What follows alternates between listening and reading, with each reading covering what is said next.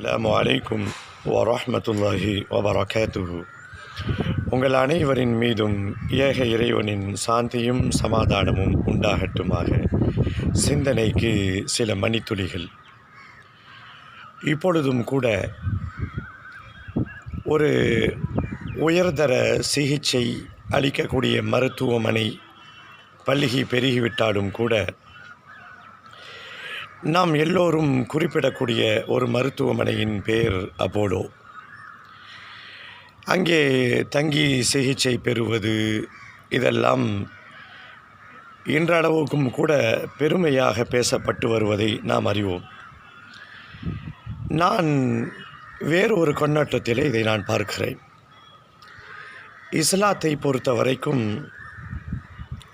நோயாளிகளை நலம் விசாரிப்பது ஒரு பெரிய இபாதத்தாக, வணக்கமாக மார்க்கம் கற்றுத்தருகிறது.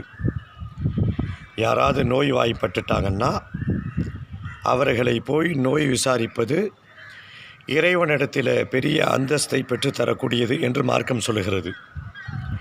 நபி ஸல்லல்லாஹு அலைஹி வஸல்லம் சொல்லுவார்கள், உங்களிலே யாராவது நோயாளியை நோய் விசாரிக்க சென்றால் அவர் எத்தகைய கூலியை பெறுகிறார் தெரியுமா?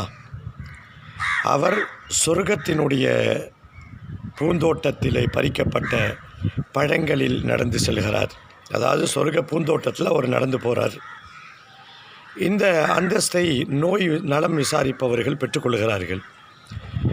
ஆனால் இந்த ஹதீஸை நாம் எப்படி புரிஞ்சுக்கிட்டோம் அப்படின்னா, எப்படி நாம் நடைமுறைப்படுத்துகிறோம்னா, வசதியானவர்கள் யாராவது நோய்வாய்ப்பட்டு விட்டால், அது சொந்தக்காரர்களாக இருக்கட்டும் அல்லது நண்பர்களாக இருக்கட்டும், ஒரு பெரிய காஸ்ட்லியான ஹாஸ்பிட்டலில், நம்ம பக்கத்தில் இருக்கக்கூடிய ப்ரைவேட் காஸ்ட்லியான ஹாஸ்பிட்டலில் அவங்க அட்மிட்டாக இருந்தாங்கன்னா அவங்கள போய் விசாரிக்கிறது இன்றைக்கு பரவலாக ஒரு ஃபேஷனாக இருக்குது.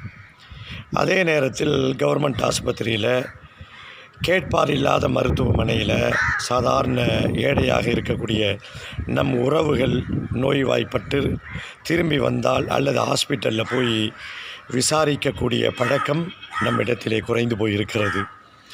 நான் அந்த ஹாஸ்பிட்டலில் போய் மீட் பண்ணேன், அந்த ஹாஸ்பிட்டலில் பார்த்தேன் என்று பெருமையாக பேசக்கூடிய முஸ்லிம்கள் எல்லாம் சமமாக வைத்து நோய் விசாரிப்பு நடக்க வேண்டும். அதுதான் மார்க்கம் சொல்லுகிறது.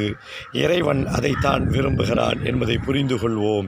இறைவனுடைய அருளை பெறுவோம்.